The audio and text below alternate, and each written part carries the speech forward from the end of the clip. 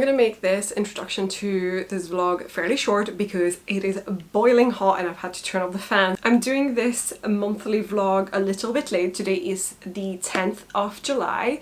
The reason why is because I finished my previous vlog a little bit into July. I'm not gonna have as big of a goal this month. Not to say that I'm going to take a full break on rules of survival, but just that I'm going to be a little bit taking my time with it. I still very much have as a priority to finish writing this book at some point, don't worry. But I do need to do some thinking time anyway, so I thought this would be the right month for it because I have now reached my midpoint, and very much like I did for my Act 2A, I think for my Act 2B I'm going to need to start writing a bulleted list of scenes in more details for what's going to happen within this act.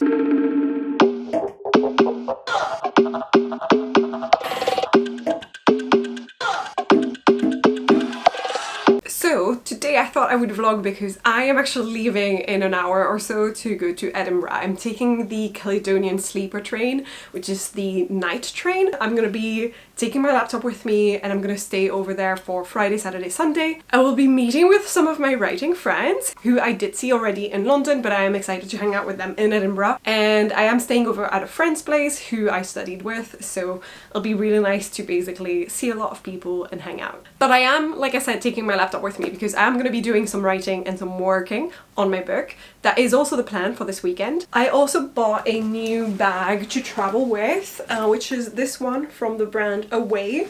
God, it's actually quite heavy. I need to decide if I have overpacked it or not. The only problem is that it doesn't roll like a suitcase. I have to carry it. And yeah, I think on that note, you're probably gonna get some B-roll before I tell you how it's going, but like I said, it's gonna be a more chill vibes month, so there might not be as much footage of me actually writing, a little bit more B-roll and then me telling you guys. I wrote 2 bullet points scenes. I don't know. I kind of want to reset and just, I think maybe writing these bullet point scenes might get the excitement back in there.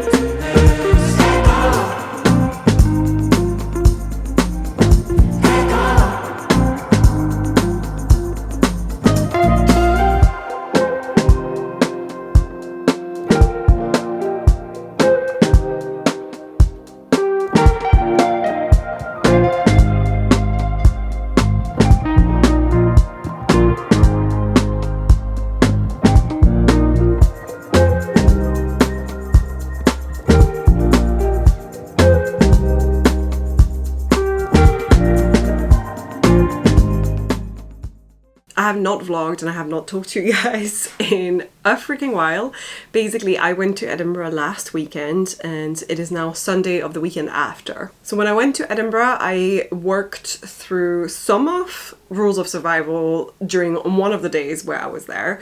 On the Friday, I was hanging out with Stieg and we basically both were working on our outlines. Him a post draft 1 outline, so like, you know, reverse outlining, and for me obviously I was still trying to figure out what was going to happen in my Act 2B before I write it. I felt like I was really figuring out some things that were going to happen in my Act 2B, but I only figured out like 5 scenes or so, and a lot of the time we were yapping. We then hung out with Katie and Grape to have dinner and everything, and then my friend Leanne joined us for drinks at the end, and then I went to stay over at her place. So the rest of the weekend I was hanging out with her and I didn't do any writing. And since then I have barely opened my laptop at all the entire week that's passed because Work has been going crazy. Summertime is meant to be quieter in my industry, but it currently is not.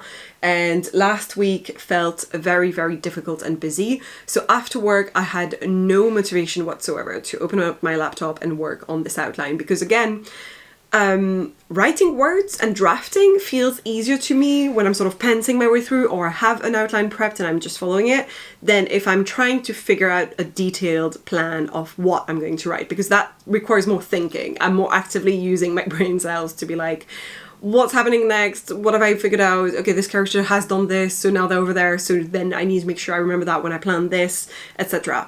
This is what it feels like to me, and so I just did not have the motivation to write. And now I'm currently streaming for the Lazy Gang with Anna, because we said we would stream today, and I'm currently in the middle of writing what's going to happen in scene 6 of Act 2B, but because I went with like an entire week of not working on it, I needed to restart a little bit of a summary just to figure out, okay, what character does what. So I needed almost to rewrite it so that I know what's going on again, because I've forgotten a lot of the decisions I've made. And now I'm currently writing the detailed outline for scene 6. I would really like for Act 2A and Act 2B to be of equal size-ish. So Act 2A had 8 scenes planned in the detailed outline version, and I'm currently at scene 6 for Act 2B, and I think I might be able to get around the same number of scenes pre-planned. When I first started thinking about rules of survival and I started figuring out my characters and deciding on the basic outline of things, I thought, here's what's going to happen around this point when we get to the all is lost moment, basically the dark night of the soul passages. In my head, I thought she will be really attached to this character, Saturn. Saturn would be the junior of the crew, someone who was in the previous team on Mission Eternity, and they have come back to this second mission,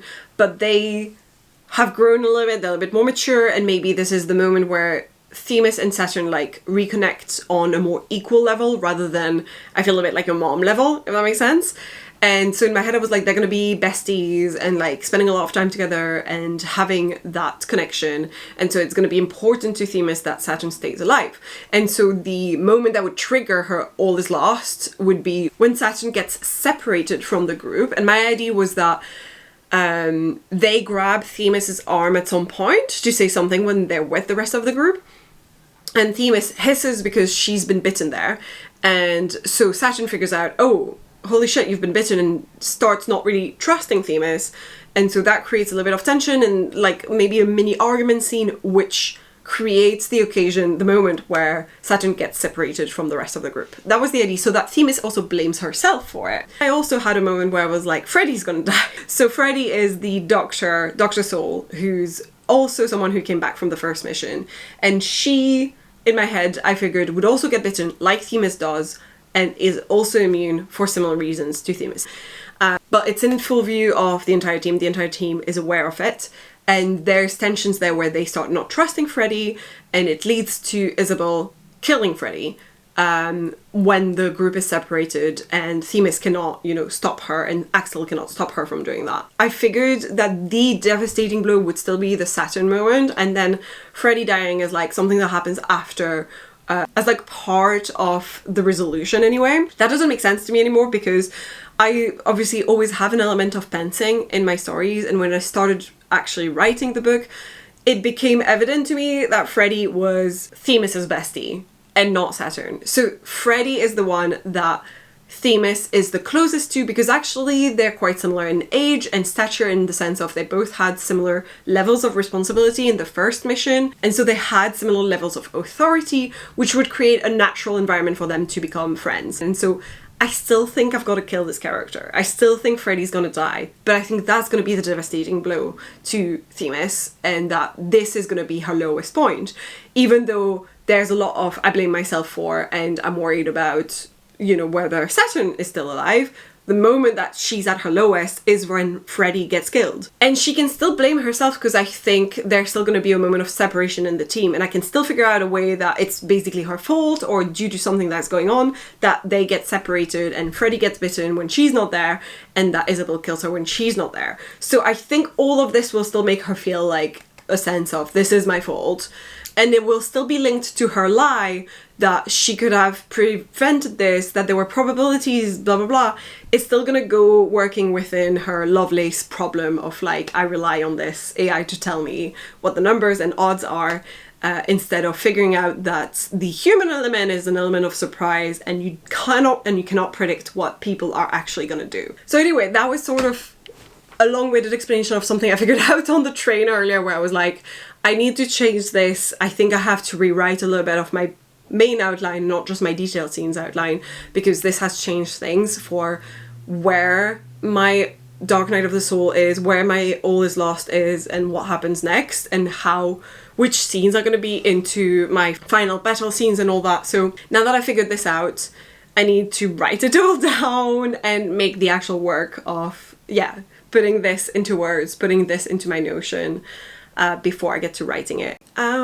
Today is Tuesday the 5th of August, and we're going to be cheating a bit because I'm not going to stop this July vlog, which otherwise is literally just B-roll of me going to Edinburgh, and like, that's pretty much it. I think I need to figure out those last couple of scenes because I'm really close to having outlined the whole thing, and then I would like to jump back into writing. I've got my scene 6 that is laid out and written, and I think I need to move on to the next one in my outline. I'll just show you briefly what I'm talking about on screen, but it's essentially the same thing I was doing for my Act 2A, where I've got on the side a very brief list of things that I know need to happen so that I can tick them off once I've put them into a more detailed outline bullet list of scenes. And I'm a little bit scared. I think I'm just scared of getting back into things after not touching anything for a while. So yeah, fingers crossed that everything will go fine and that I won't lose my motivation again.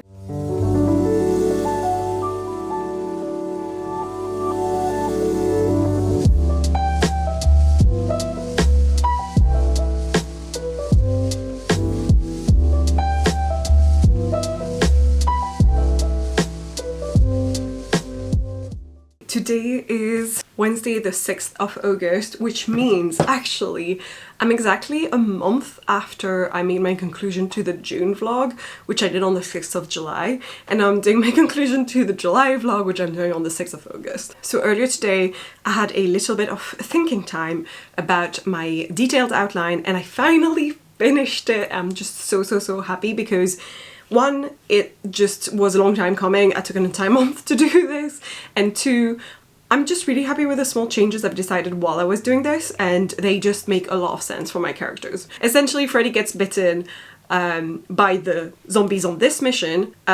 Suspicions arise, everyone else is aware of the bite, and they start freaking out a bit, and then I figured at some point while the group is separated, someone shoots Freddy because they're scared that she's becoming a space zombie. Something along those lines. I had even thought that Isabel would be the one to do it because she's the traitor, so she would explain her really rational reasoning behind it, but then it turns out it's because she's the traitor, something along those lines. But now I've got something that I think hits much harder for Themis, which is when the group regroups together and they all meet up again because they get separated and then the group gets back together. That is when the bite has just happened on Freddy. She just got bitten and no one noticed because of the chaos, and then suddenly they all notice, and Saturn is the one who freaks out, and they shakingly, sort of half accidentally, half because they're freaking out type of reaction, shoot Freddy. And I don't think it's like as easy as a just execution style, which was initially what was going to happen if Isabel shot her, but it's more like a moment where they shoot her through an organ that will make her bleed quite fast and obviously will make her dead, but there's a slightly slower death than the execution style I had initially portrayed. So it's not quite like a shock factor, it's more like Themis has time to hold her and see her die and sob with her in her arms type of moment. Which she's also in the process of trying to tell Saturn, no, don't shoot, like, she's immune, I'm immune, like she's trying to explain something, but then it happens, And this creates the moment where Themis is like, I blame myself, because obviously she never trusted the rest of her crew enough to give them the information they needed to make good decisions. And she always assumed they would make bad decisions because of what happened on Mission Eternity, and hence why she, by not giving her trust to others, created this problem. And so she blames herself for both the death of Freddie and also the fact that right after that, Saturn's gonna be like, also blaming themselves, and they're gonna decide to leave the group, and we're still gonna have a little bit of the moment of there's a separation and Saturn's presumed dead for a little bit because they left off by themselves and everyone assumes they're gonna get killed by the zombies. So Themis is gonna have the double blame on herself, and that's gonna be her all is lost / dark night of the soul whole moment.